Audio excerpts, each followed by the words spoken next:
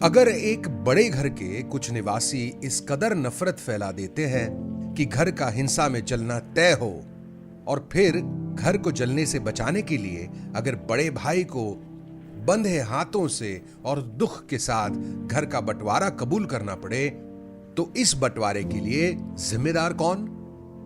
आग लगाने वाले या आग को फैलाने से रोकने के लिए बंटवारा कबूल करने वाले?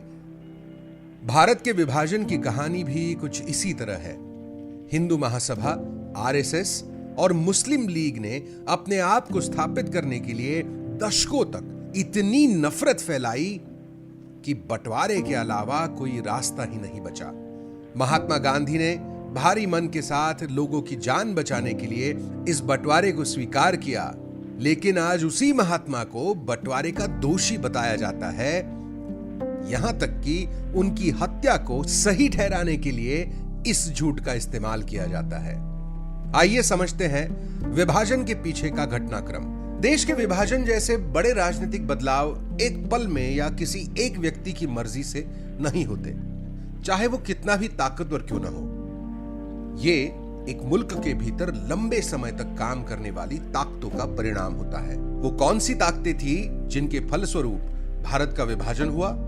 1897 की क्रांति में हिंदू और मुस्लिम साथ मिलकर लड़े थे। संयुक्त भारत की ताकत ने ब्रिटिश साम्राज्य की नींव हिला दी। अंग्रेजों को यह एहसास हुआ कि वे फूट डालो और राज करो की नीति के माध्यम से ही भारत पर शासन कर सकते हैं। स्वतंत्रता संग्राम के नेताओं ने इस रणनीति को देखा। उन्होंने महसूस किया कि हम केवल एकजुट रहकर ही अंग्रेजों से लड़ने में और अपने लिए एक मजबूत भविष्य का निर्माण करने में सक्षम होंगे।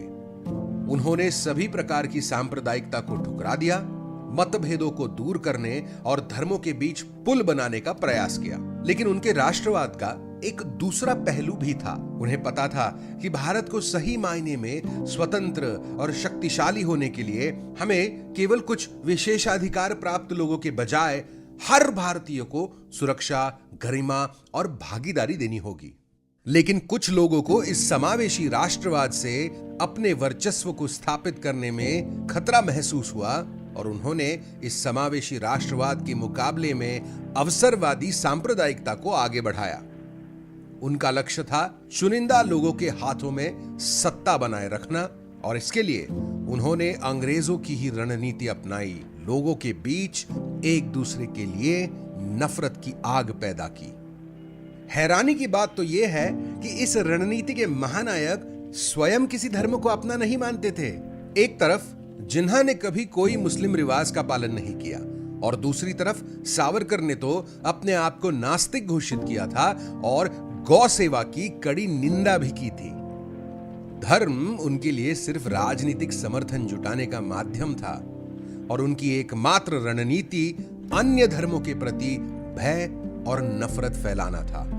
इसी रणनीति के तहत इस सोच के शुरुआती नायक विनायक सावरकर ने 1937 में इस विचार का प्रस्ताव रखा कि भारत एक राष्ट्र नहीं है, बल्कि धर्म पर आधारित दो राष्ट्र है। हिंदू महासभा इस द्विराष्ट्रवाद की राजनीतिक वाहक थी।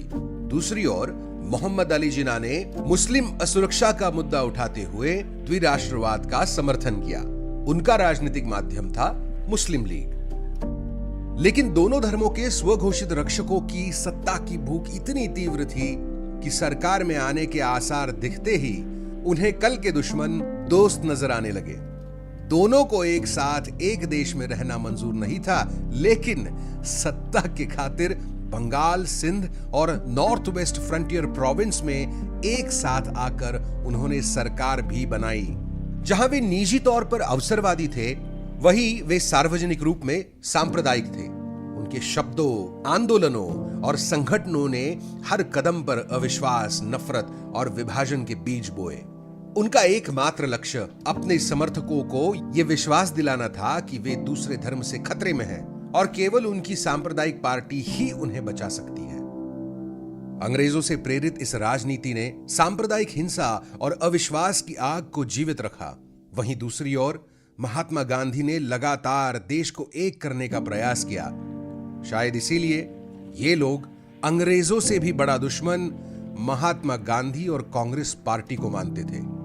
कांग्रेस और सद्भाव के प्रति इनके नफरत का आलम यह था कि जब सारे देश ने अंग्रेजी हुकूमत के खिलाफ भारत छोड़ो आंदोलन में भाग लिया, तब हिंदू महासभा और मुस्लिम लीग के गठबंधन की सरकार ने अंग्रेजों के साथ मिलकर इस आंदोलन को दबाने का काम किया।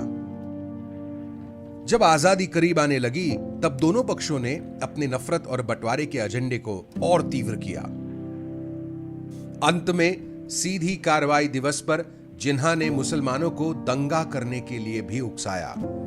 उन्होंने कहा कि वे एक विभाजित भारत या फिर एक बर्बाद भारत चाहते हैं।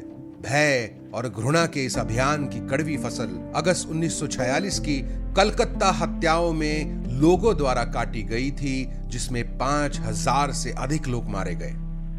कांग्रेस के नेताओं ने शांति की गुहार लगाई, लेकिन आरएसएस ने इसमें मौका देखा और नफरत की आग को और भड़का दिया।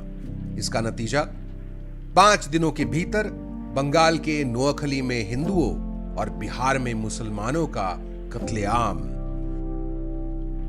हिंदुओं और मुसलमानों के बीच संघर्ष ऐसा हो गया कि शांतिपूर्ण सह अस्तित्व असंभव हो गया। गांधी, नेहरू, पटेल, आजाद, बादशाह खान विभाजन से बचना चाहते थे, लेकिन नफरत की आग बहुत तेज जल रही थी और अंत में उनके पास कोई और विकल्प नहीं बचा। बड़ी अनिच्छा के साथ उन्हें जिस देश को आजाद कराने के लिए अपना पूरा जीवन समर्पित कर दिया था, उसे बचाने के लिए विभाजन को स्वीकार करना पड़ा। तो विभाजन के लिए कौन जिम्मेदार है? जिन्होंने हमारे जलते हुए घर के बंटवारे को स्वीकार कर लिया ताकि आग अंततः बुझ सके, या वो जिन्होंने हमारे घर में आग लगाई?